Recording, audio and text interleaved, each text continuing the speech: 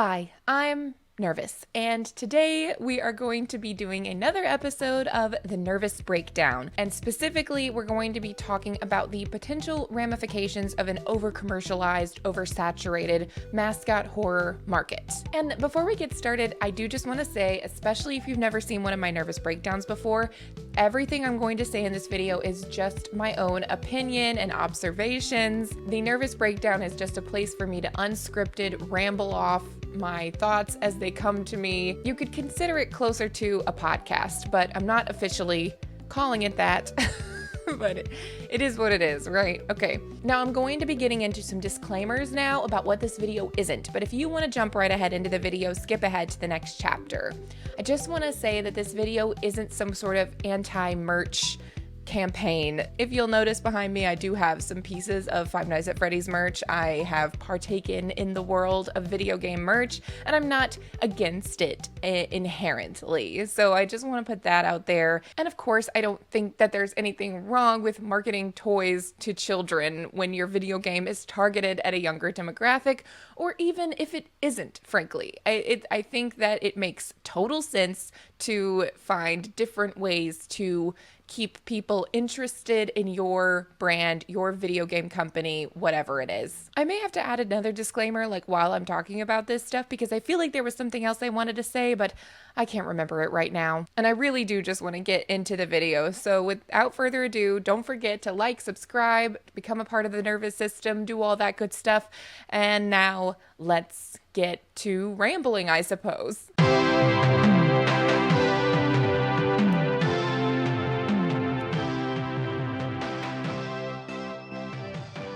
So really the crux of what I want to talk about today is the ability for the branding, the marketing of a specific game to supersede the content itself. There are plenty of examples of this to point to outside of the world of mascot horror. We're just talking about that today because that's what we talk about on this channel, but don't get me wrong, this definitely happens in tons of other industries. We can point to things like Star Wars and Marvel, Disney's whole acquisition of these things and then over-marketing them to the point of oversaturation and them no longer having the same impact on fans. So while this, of course, happens in other industries, I don't want to purport that this is some sort of unique problem to mascot horror. I just want to talk about how it can and potentially already is affecting this particular niche, right? This genre, mascot horror specifically. So if I make this too broad of a topic, it's not going to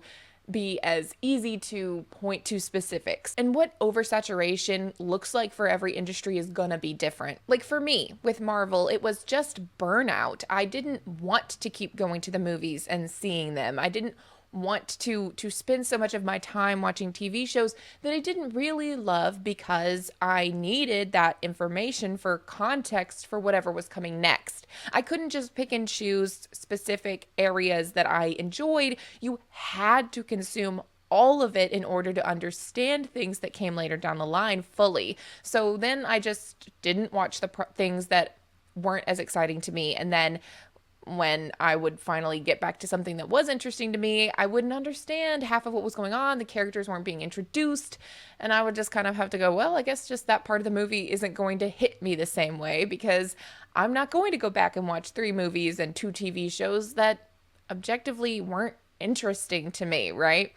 So with mascot horror, we have a little bit of a different situation. I don't think it's as much of a problem. And the reason why is it's not one large video game company who is putting out all of these different mascot horror icons. So actually, after recording this, I realized that some of the argument that I'm making about Marvel and Disney at large does apply to the FNAF universe because they've gone out of their way to make a lot of the books, at least the more recent books, heavily lore relevant. So there actually are parts of the newer games that you will have a much better understanding of if you participate in these auxiliary pieces of the franchise. So I didn't mention that in the video because I wasn't thinking about it. I got very hung up on the plush thing, guys. I got really, really hung up on plushes in this and kind of completely neglected to talk about the books, even though that was something that I had planned on talking about. So I'm just throwing it in here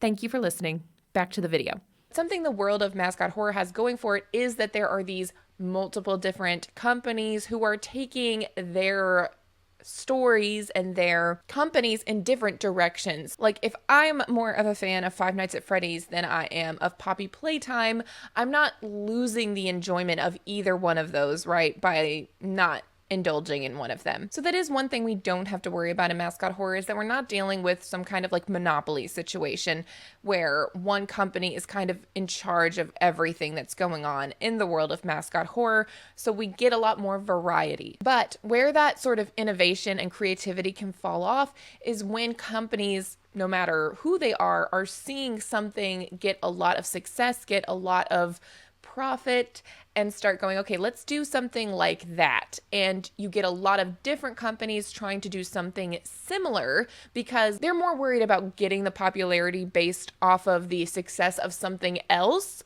rather than forming their own track to success, because that's a lot more risky. And you have to understand that that makes total sense. People are going to follow the dollar because it costs money to make games. So we understand, at least certainly I do, I understand why a game would take inspiration or take elements from a game that they know, okay, these are the things that are really getting popular. These are the things that kids or wherever their target demographic is, that's what they're really gravitating towards. So we're gonna do something like that, and allowing that to be their base, hopefully innovating on top of it, but we see, it is what it is. And in my opinion, luckily, in one particular section of all of this Mascot Horror stuff that really kicked it off, Five Nights at Freddy's, the creator, Scott Cawthon, has been really good about promoting people creating things like his game under the umbrella of fan game,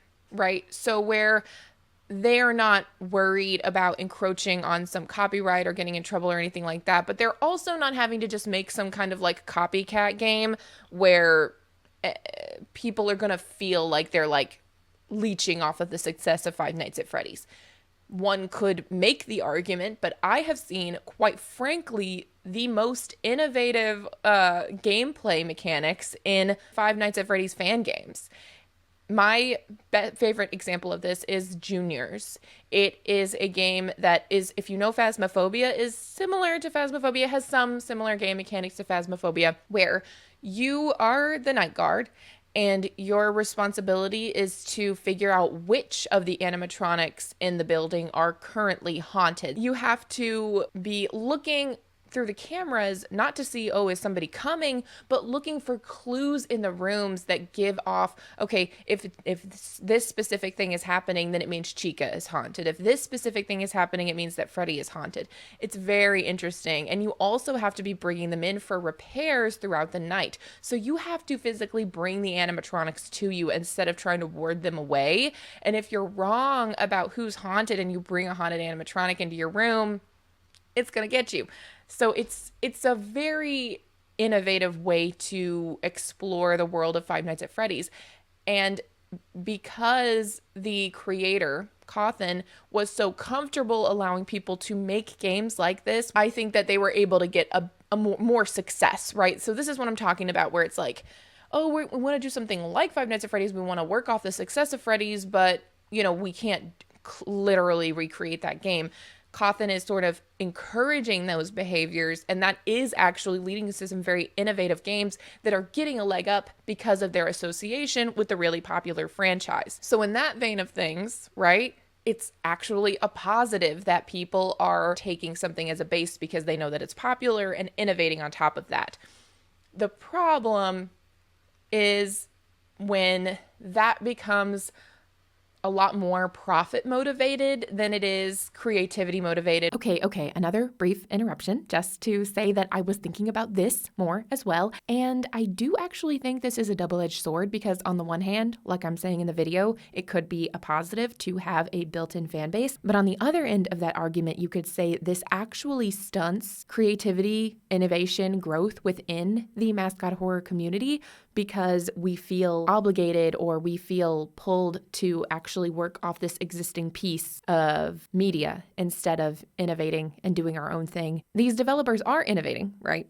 But could they see more commercial success for themselves if they did feel like they could do something with completely new characters instead of feeling like they have to use these characters we already know to have that brand recognition? I don't know. It's a little dilemma that I had. So I just wanted to say that. And now we will again return to the video that you came here to watch. All of that to say, I don't think there's anything wrong with working in a niche, trying to capture the attention of sort of a built-in audience, a baked-in fan base for what you're doing. If you like mascot horror and you want to make a mascot horror game, attaching, an existing property or alluding to an existing property is a good way to get people interested in your project, whereas otherwise they may not have been. Scott Cawthon delving into that Fanverse initiative stuff, I think was like a really nice way to encourage other people to make games that are innovative and still get an audience, whereas otherwise they wouldn't have. I'm a product of something similar where I've wanted to make YouTube videos for a long time. I used to make YouTube videos that are gone now. None of them ever saw really any notable levels of success, right? And that was one of a number of factors that did discourage me from making videos for a while. In my head, if I ever came back to YouTube, it would be doing long video essays talking about different movies. It would be talking about sort of concepts and things like that. It was going to be a lot more heavy content, but I knew that it would be really difficult for me to keep up with posting videos like that, especially if they were getting, 50 to 100 views per video. I felt myself being able to fall off from that. I had dabbled in the idea of uploading Five Nights at Freddy's content for, I don't know, a year and a half, but I felt inadequate. Like, genuinely, I was just like, oh, I'm not knowledgeable enough about any of this to post videos. But then I just got inspired and made the choice, if I'm going to post to YouTube again, it makes sense for me to do Five Nights at Freddy's because there's this baked-in audience who's probably going to see my videos, because I knew that from watching other theorists, I was getting recommended videos with less and less views and channels with less and less subscribers, because it was like, well, she really seems to like this Five Nights at Freddy's content. Let's just throw as much of it at her as we can. And I discovered a lot of new channels that way. And I'm really happy that YouTube pushed those things to me, because otherwise I probably wouldn't have seen that stuff. So I was like, you know what? I'll give it a shot. And at the end of the day, it wasn't profit motivated. I don't make some life-changing amount of money on YouTube, but because I know I can consistently do this, and because I have an audience now, I feel a lot more motivated to even try other things and get to do stuff. So I don't know, all of that to say, I'm not against the concept of being inspired by or doing a little coattail riding, if you will. I think that it can lead to even more innovation and creativity and motivation, things like that. Get the ball rolling with something and then see where else you can take it. Poppy Playtime is not a copycat of Five Nights at Freddy's. I even made a video going into how, even though there are so many things that can point to that I could draw the conclusion, even going all the way to say that the people, Mob Entertainment, who made Poppy Playtime, used to make Five Nights at Freddy's fan videos, and maybe even still do. I don't know. I haven't checked in more recent years, but I know that for a long, long time they were making these fan videos of Five Nights at Freddy's characters in like Minecraft style. I hope that I've now narrowed down kind of what we're talking about enough to be able to say this without saying anything without it being misconstrued as sort of bad mouthing. We're talking more in theory here and not in cold hard facts. Like I said at the beginning, these are my opinions, but I do feel the need to keep reiterating it because I don't want it to come across as like,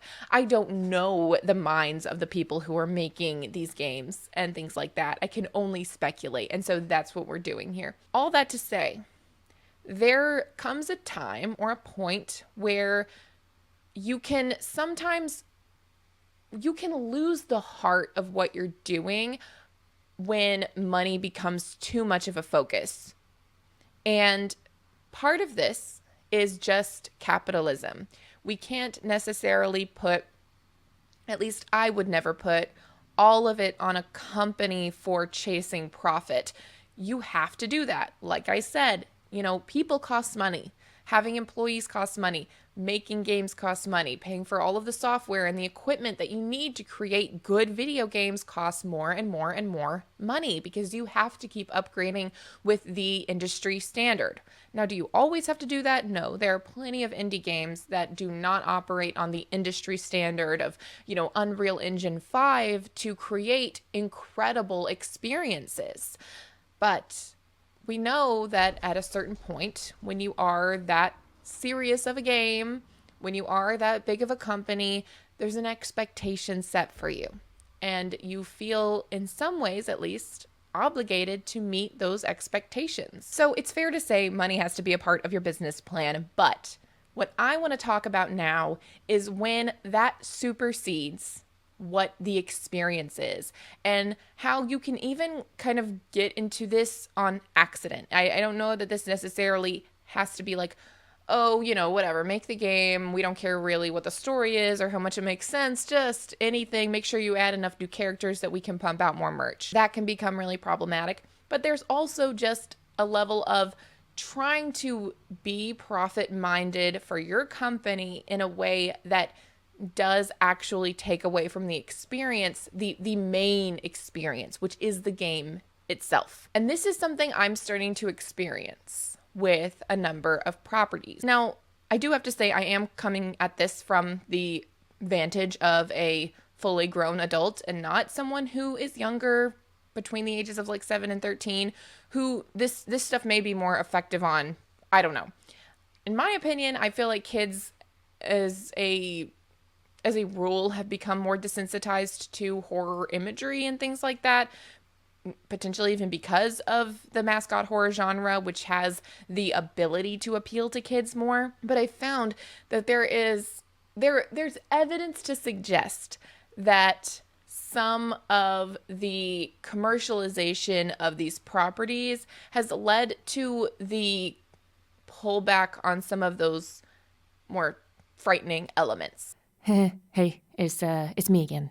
Hopefully this is the last little interruption, but I don't feel like I said what I wanted to say here, or I didn't say it the way that I wanted to say it.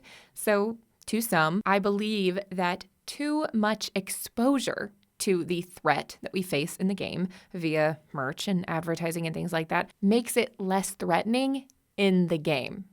I'm viewing it as a product more than I'm viewing it as a threat. Hope that makes sense. Okay, back to the video.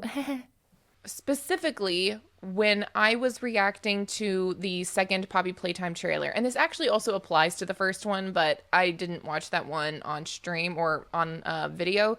So when I was watching that one, I felt like I was being sold to a little much, a little too much. And that comes, and I talk about that more in that video, but the nightmare critters being introduced as a part of this game, but probably not the main certainly not the main big bad, but a part of this experience, felt profit motivated, right? And if I'm able to be sussing that out, even if it's not true, it's hitting me. So it's been hard to watch these last two trailers without feeling sold to. I wasn't immersed in the world, and a part of me worries that that's the way that it's going to feel playing the next game. Up until this point, I haven't really felt that way.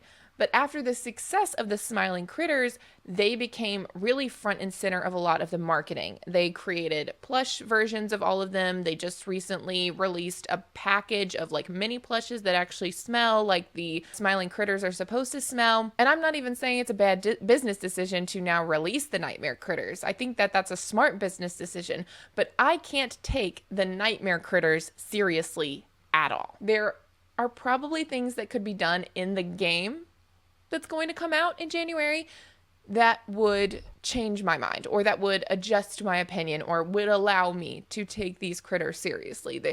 There's ways you could explore their origins that would potentially make me go like, oh, okay, I see what's going on here. But as it stands right now, I don't take them seriously at all because I feel like they were invented to be something to sell to me and to the fan base of Poppy Playtime, regardless of the age. We were having this conversation in the comments a good bit after I uploaded that video of people saying, we're echoing my sentiments on this. So I know I can't be the literal only person who feels like, okay, chapter 3 came out, you saw the success of the Smiling Critters, and you want to expand that line, so you're creating more of these critters to put in the next chapter.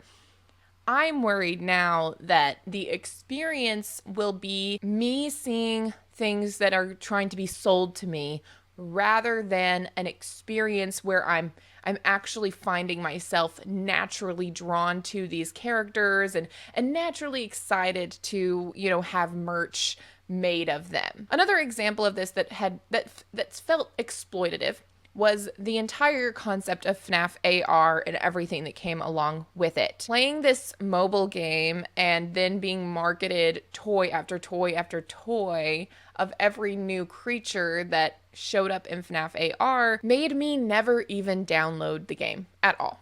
I didn't like the idea of microtransactions in something that's marketed towards children. I just don't like that. There was so much of me that felt like you're only adding new characters to this game so that you can justify making new figures to sell in the store. You're not focusing in on the gameplay, on the functionality of this app at all. And I think that eventually led to it being shut down because really, in my opinion, it was only being marketed as a, companion to these toys you were going to find on the shelves. It was made with that marketing in mind. And in my opinion, right? From what I could see on the outside, it didn't appeal to me as a game because it felt like a cash grab. That's what it felt like.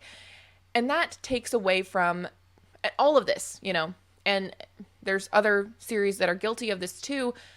All of that takes away from what a mascot horror game is, and that is a horror game. The part of the game where you're supposed to get scared or feel uncomfortable, walking through this world, the experience is cheapened because I just feel like I'm in an advertisement. And you can do this successfully. I've seen it done successfully with the Lego movies. The Lego movie and the Lego Batman movie specifically. Those movies were commercials that I was super aware were commercials, but I still loved them. They work as their own thing. They work as more than an advertisement. And I'm not saying that Poppy Playtime has done that in chapter 3. I am just hoping that chapter 4 isn't. And I know that FNAF AR for me never seemed like an experience that I wanted to have.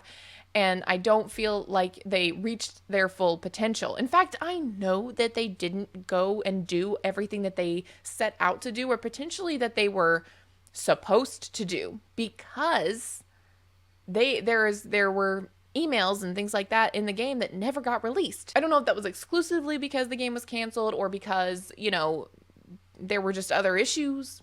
Who knows? And potentially and you can let me know in the comments if there's a piece of lore in the world of FNAF AR that I've missed. And I think that there are plenty of other examples of this where what the gameplay is and how much effort and love and care are put into the game are nowhere, it's all very lazy and cheap. Garten of Banban is a really big example, and I know there are people who kind of disagree with me on this. They see it as so much of a satire of whatever it is. I don't know. But the gameplay of Garten of Banban has, to me, never gotten past tedious. You can talk about how the story elements and stuff like that have gotten weirder and thus more interesting.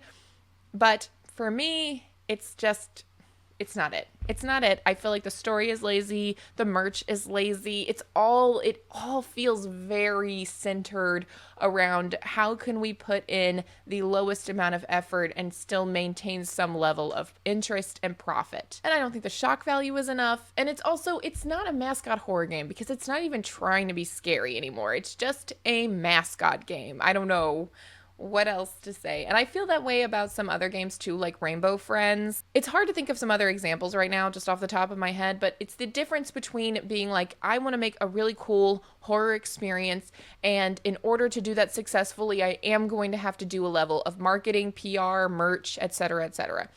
And I really want to be successful in this industry and I see what is working, so I'm going to put the bare minimum of all those things together with the main goal of selling microtransactions and merch and auxiliary products.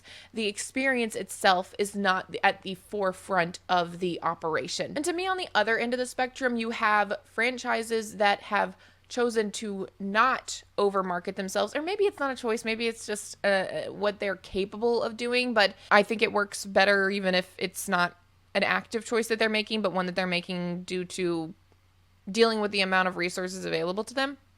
I don't know. But there are franchises, there are stories, there are games, companies, whatever, that have delved into the world of marketing, their, merch and things like that, but not so much that they haven't maintained what makes their stories horror. Does that make sense? I hope it makes sense. But the two examples I want to bring up specifically just to talk about are Amanda the Adventurer and the Walton Files. I have found myself vastly more interested in these two properties and their stories, despite them not being the more popular. Though Amanda the Adventurer does have its like waves of popularity when it comes out with a new trailer or demo or something like that. It does have like a wave.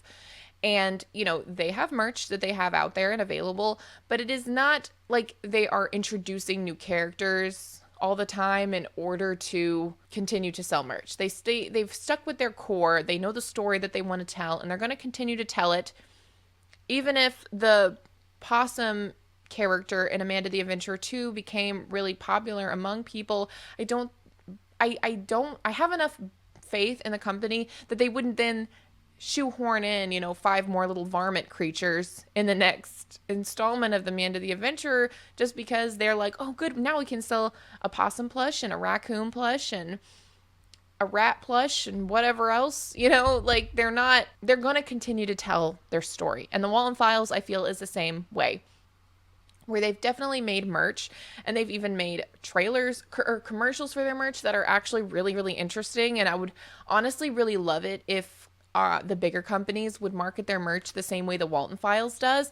It doesn't have to be exactly the same, obviously, but creating a story around why the merch exists and being really creative with their advertisements made me vastly more. I got the FOMO feeling. I got vastly more interested in actually being a part of the merch. Five Nights at Freddy's is an interesting one because it is so vast. And I even had somebody in one of my comments. I asked people comments for this. I don't think I'm going to include the full comments in this video because they were all very long and involved. They were really wonderful. And it's on my community tab if you want to read their thoughts. But this one I will bring up where they were talking about the irony of the Five Nights at Freddy's brand getting more and more like commercialized and capitalistic and weird and greedy as the success of the games themselves grew. And I thought that was really interesting. And I really like it because it does bring up to me that through line where Scott does insert his own fears into the games. Even the very first Five Nights at Freddy's game was made because of what people said about his poor character design. They're like, your characters are ugly. We don't like them. They're freaky. When he was trying to make something that was family friendly. So he was like, okay, I will make these family friendly characters that are supposed to be creepy with Five Nights at Freddy's.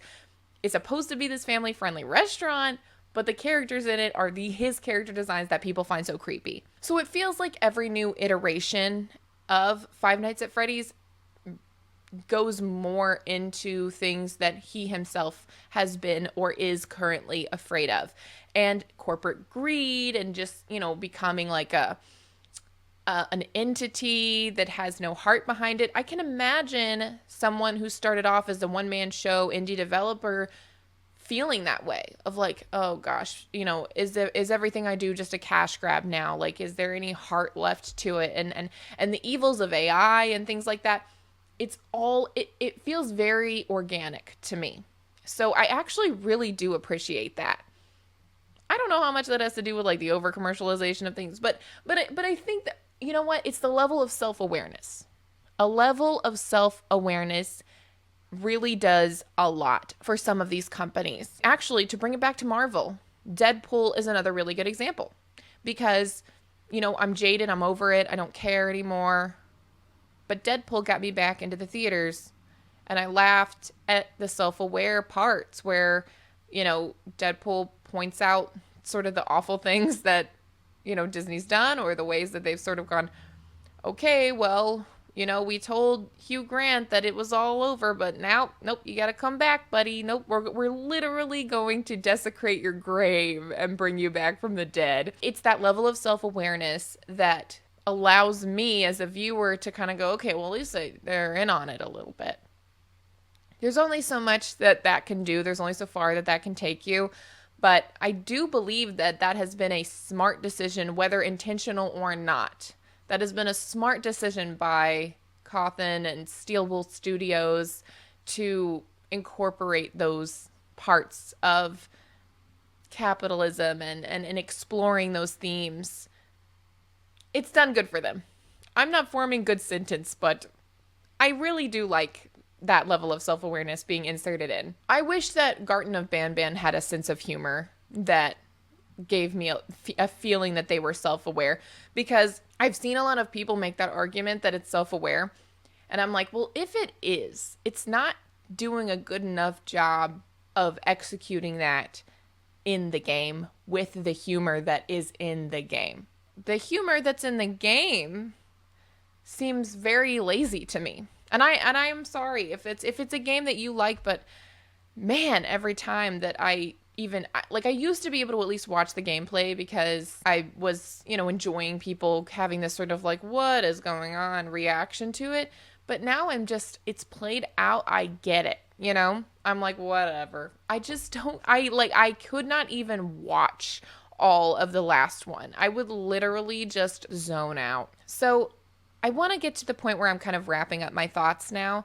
And I think really what I want to say is that I hope that as companies continue to make these games, that they keep the horror elements and the creepy atmospheres at the forefront of the development. Because if the people playing your games aren't in the world while they're playing, if they're not engaged in the environment and really just present with your experience and getting creeped out and getting, you can do the jump scares and things like that, but you got to keep innovating that. If you lose that, if you lose the people's trust, if you lose the core, the thing that made your game creepy in the first place, scary, whatever it is, then people are gonna fall off. Now, I only speak for myself, but I also get scared really easily, but I get disengaged easily too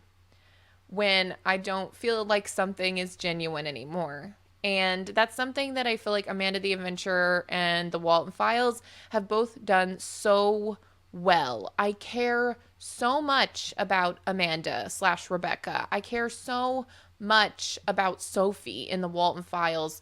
I want to see them triumph, or I want to, have the emotional experience if they don't, right? I know that I'm gonna feel about them. Five Nights at Freddy's has done a good job keeping me interested in the fates of some of the animatronics. And certainly, like with Oswald and things like that and Into the Pit, they did a really good job of making me care that he got his dad back. I also feel like Five Nights at Freddy's has done a good job making some of their animatronics relatable, or at the very least interesting enough that I'm like, oh, I don't want anything bad to happen to Freddy. And, I'm so sad.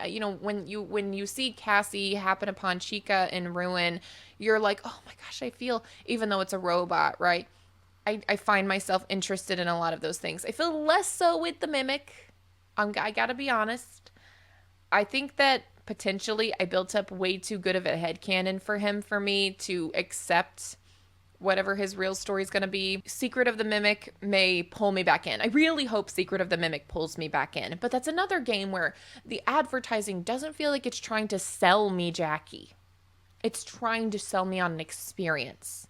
I hope that makes sense. But like, yeah, I feel, I'm like, ooh, I want to know what. And when I was watching the Poppy Playtime Chapter 4 trailers, I just did not feel that. Whenever I see some news about New Garden of Banban, it's not there for me. It's just not. I don't even see anybody talking about Rainbow Friends anymore, but I still see the merch available at the store, and I'm just like, are people still playing Rainbow Friends? It feels like the market of mascot horror is pretty good at correcting itself, but there are certain things where I'm like worried, you know? At FNAF AR, you know, it's like one of those things where it's like, I'm sad that it's gone because now it's kind of lost media. But they did it entirely to themselves, to me. Like they completely shot themselves in the foot. And the player base really spoke for itself on that, because they were just not going to sit there and spend $20 on another chapter of this story that potentially could have been connected to something. I have no idea. I don't know. But I want horror games to be scary. I want things like the Walton Files, these analog horror series, I want them to be scary. I want them to stay scary, even though I hate getting scared. The stories, the mysteries and the stories, they're so captivating. And I feel all this care for these fictional characters. I feel all this, intrigue for them. And I'm losing that with some other things. I mean, I've completely lost it with some things. Poppy Playtime, I feel like January is going to tell me a lot that I need to know about Poppy Playtime and how much I'm going to care about the protagonist of the game moving forward, because I just feel like I'm not getting enough chances to really land on things with Poppy Playtime, because they're always moving to the next situation. And I did see somebody say, like, well, the FNAF games, it's like always a new location and they're always adding new animatronics and things like that. But I'm like, but the story, the core people involved in the story have always stayed the same, which, Poppy Playtime has too. But how do I say this? Five Nights at Freddy's has never, to my knowledge, teased or introduced a bunch of characters and then thrown them out. The toy animatronics potentially are the example I can think of where they were introduced and then they've kind of never been heard from again. Poppy Playtime has introduced us to so many characters that ended up not really having a whole lot of anything going on. And I was sad by that. I don't know. At the end of the day, Poppy Playtime stories are like different, right? Like what they're trying to do is different. And so again, I can't speak for the minds of these people. All I can do is speak for my own mind and the way I'm becoming disengaged from it as a franchise, where in the beginning, I don't know how much I really cared about it, but when I did start to look into the story, I really did care about it. And Chapter 3 really hooked me, so it stinks to kind of suddenly be sucked right back out of that. Chapter 3 really made me feel like they were going somewhere, and now I'm just pulling right back out. That makes me sad. I don't know. And I can be wrong. I'd love to be wrong, right? But we're talking about potentials. I'm not saying anything is definitive for fact. I think that's where I'm getting in a loop right now, because I really want to make sure that I'm saying, like, these are potential ramifications, not things that I'm saying are absolutely happening with the specific franchises I'm talking about, just potential ramifications. When profit becomes the biggest motivator, story falls off. We look for the common denominator. Anybody can throw some gore in a game, but you have to make it matter. I should feel for that thing, even if it was just chasing me, if the point of your story is that these were once people that have been reduced to something animalistic and strange. All of that to say, I appreciate what companies like Amanda the Adventurer and Walton Files do when they do promote their merch. It doesn't feel like it detracts from the story, and their stories don't feel centered on the things that are going to be available in Hot Topic. I hope that is not too incendiary of a thing to say. Artificially prolonging your projects because profit is the thing. Artificially or manufacturing characters specifically because you think that their merch will sell well. That's a potential ramification. Putting out games too quickly and thus the quality suffers, or even the quality of your workers suffer. There are franchises, not Mascot Horror, but, well, it depends. There are companies that make horror games that are very successful in what they do, but once I find out that the workers are unhappy, people who put a lot of time and money and energy into a company are being left feeling alienated and hurt. It doesn't really matter how good the experience is, because I know that people suffered way too much for it, and then it's not worth it to me. So these are some potential ramifications of things becoming overly commercialized. Being so concerned with the bottom line, with making sure our profits continue to go up and we don't stagnate, always being able to hire new people, always wanting to grow and get bigger and bigger and bigger. That sort of effect of companies, it can take away from the heart of these things. I'm just rambling, right? We always get to the part of the video where I'm just rambling and I'm not being concise anymore. So all of that to say, I want these game developers to care more about making sure I am buying their games because they're quality products, even if it means they take longer, even if it means they don't look as absolutely, high definition as some of the other games. I just want them to feel good to play. I want the gameplay, the puzzles, all of that good stuff, whatever it is that is the focus of your thing, to be interesting. I know Walton Files isn't a game, but as an analog horror experience, keeping the mystery alive, but not telling us anything, right? Giving us, crumbs of information, leaving clues, diegetic things that we can find in the world. If I freeze frame, or when I'm playing a game, if I go into a corner that there's really no reason for me to go over there for, I can find something, all of that stuff. When we lose all of that, it doesn't matter how absolutely cool all of your U2's figures are. I'm not buying them, because that's not what I'm here for, right? All the auxiliary stuff is just not what drives me as a member of the community. So I think I've said my piece. I feel like there's things I left on the table that I'd like to keep talking about, but they're not finding their way into my brain right now. And I've been talking for an hour and 10 minutes. So I want to be done now. Thank you so much for watching. If you would like to subscribe and become a member of the Nervous System, the button is right down here. You can also like the video, leave a comment down below about your thoughts on the potential over-commercialization of things like Mascot Horror, and what most is important to you as a player or as a viewer, however you interact with these things. As a consumer, how do you feel on a scale of 1 to 10 with the current state of Mascot Horror? I upload videos every week, and I go live on Wednesdays and Fridays, so if you want to be notified about those things, make sure bell notifications are turned on. And of course, I'll be back next week, but if you can't wait, there are videos on the screen right now just for you. Okay, bye. Right, I feel like that's what they were